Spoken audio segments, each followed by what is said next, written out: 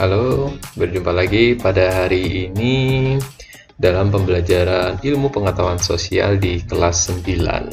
Oke, anak-anak semuanya, hari ini kita akan kembali mengulas tentang apa yang sudah kita sama-sama pelajari di minggu kemarin. Nah, hari ini kita bersama-sama akan mengulas seperti apa sih itu tentang perdagangan internasional.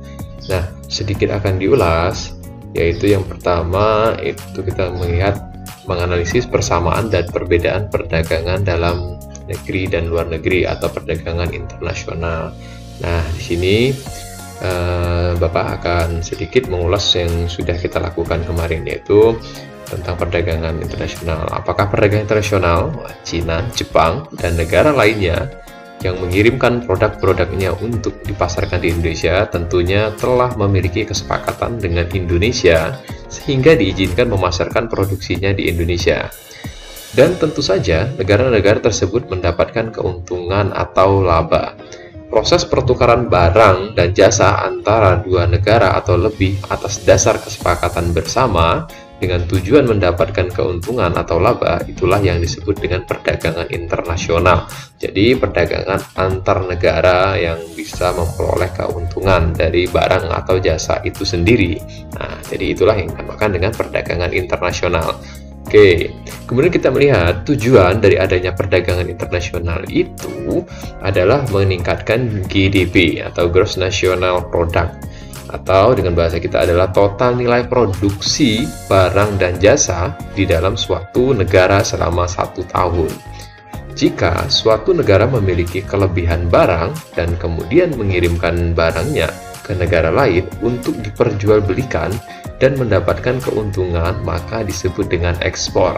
Jadi ketika kita memiliki barang yang banyak yang dibutuhkan oleh negara lain, kita mengirimkannya ke luar negeri atau ke negara lain, itu dinamakan dengan kegiatan ekspor. Ya, oke. Negara yang mengirimkan barangnya untuk dijual ke negara lain disebut eksportir. Nah, nama negara yang mengirimkannya itu adalah eksportir. Kemudian jika suatu negara membutuhkan suatu barang dari negara lain dan membeli kebutuhan tersebut dari negara lain, maka kegiatan disebut dengan impor. Ya, jadi ketika kita membutuhkan barang dari negara lain, maka kita menyebutnya dengan impor. Kemudian pelaku yang mengirim barangnya tersebut disebut dengan importir. Nah, jadi ini yang bisa kita bedakan mana ekspor dan mana impor. Ketika kita mengirimkan barang atau menjual barang ke luar negeri itu dinamakan dengan ekspor, dan ketika kita membeli barang dari luar negeri itu dinamakan dengan impor. Nah, itu jadi anak-anak semua harus dapat membedakan mana ekspor dan mana impor. Nah, bagaimana dengan perdagangan dalam negeri? Perdagangan dalam negeri merupakan perdagangan yang dilakukan dalam suatu negara.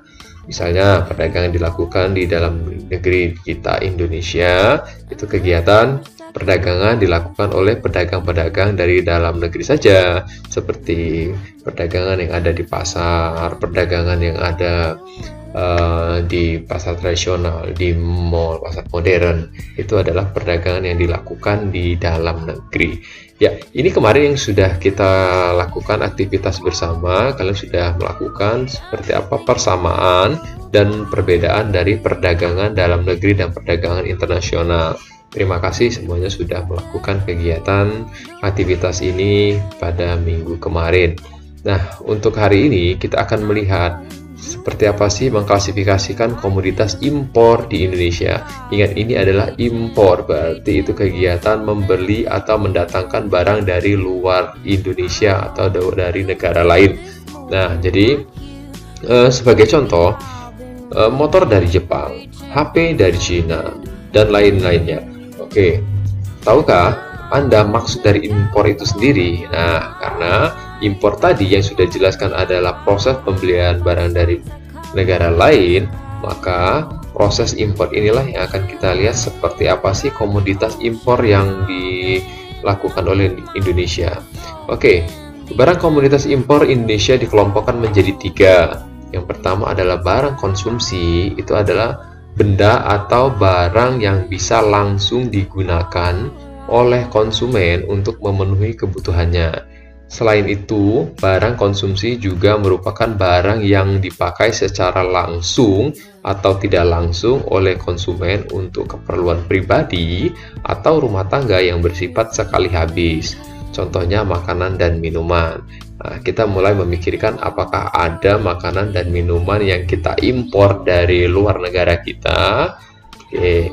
Kemudian yang kedua adalah barang baku dan penolong. Bahan baku adalah bahan mentah yang digunakan sebagai dasar untuk pembuatan suatu produk, di mana bahan tersebut diolah kembali melalui proses tertentu untuk dibuat menjadi bentuk yang lain. Contohnya yaitu kayu atau mebel.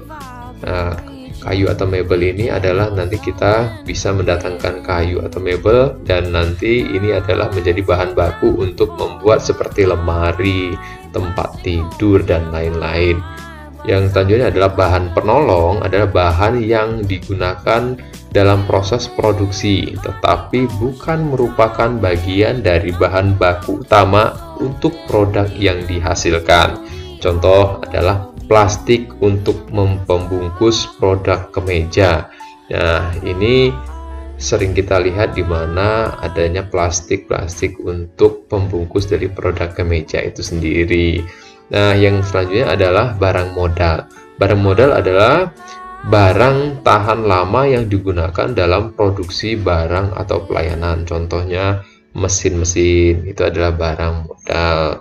Nah, baiklah, sekarang aktivitas kalian yaitu adalah untuk memperdalam tentang apa itu impor. Boleh membaca buku siswa yang sudah dibagikan, boleh juga membaca sumber lain seperti dari internet atau dari manapun itu boleh. Nah, untuk apa ya aktivitas yang akan dilakukan pada hari ini adalah baca teks ini. Ini adalah teks barang-barang impor yang banjiri Republik Indonesia dalam 6 bulan terakhir. Ini ada beberapa seperti mesin dan perlengkapan kendaraan ampas sampai ke 10 ini adalah barang yang tadi dilakukan oleh Indonesia atau yang diimpor oleh Indonesia. Nah, dibaca, kemudian dari wacana di atas anak-anak dapat nanti mencari komoditas impor negara Indonesia yang diklasifikasikan ke dalam 3 golongan tadi ke dalam tabel berikut. Nah, jadi dari ke-10 tadi silakan masukkan ke dalam jenis komoditas yang mana, apakah makanan, apakah bahan baku atau penolong, apakah bahan modal. Jadi ada 3, barang konsumsi, bahan baku, dan bahan penolong dan bahan modal. Jadi silakan lakukan aktivitas ini. Nanti akan Bapak lampirkan juga filenya agar bisa di print out atau ditulis ulang di buku masing-masing. Silahkan dikerjakan, jangan lupa melakukan absensi nanti di link yang sudah disediakan agar dapat merekap kehadiran anak-anak semuanya. Oke, mungkin hanya itu aktivitas kita pada hari ini. Tetap jaga protokol kesehatan, tetap jaga selalu kesehatan dimanapun berada. 3M jangan dilupakan. Oke, menggunakan masker, mencuci tangan, dan menjaga jarak. Meskipun kita di masa pandemi, pembelajaran tetap harus dilakukan. Baik, silahkan nanti langsung melakukan aktivitasnya. Semoga mendapatkan nilai yang baik, dan ingat, tidak hanya dari buku tapi boleh juga dari sumber lain seperti internet dan lainnya. Jadi pembelajarannya dibebaskan, seluas-luasnya anak-anak dapat mengeksplor apa yang diketahui. Oke, mungkin hanya itu saja. Bapak akhiri dengan wassalamualaikum warahmatullahi wabarakatuh. Salam sehat.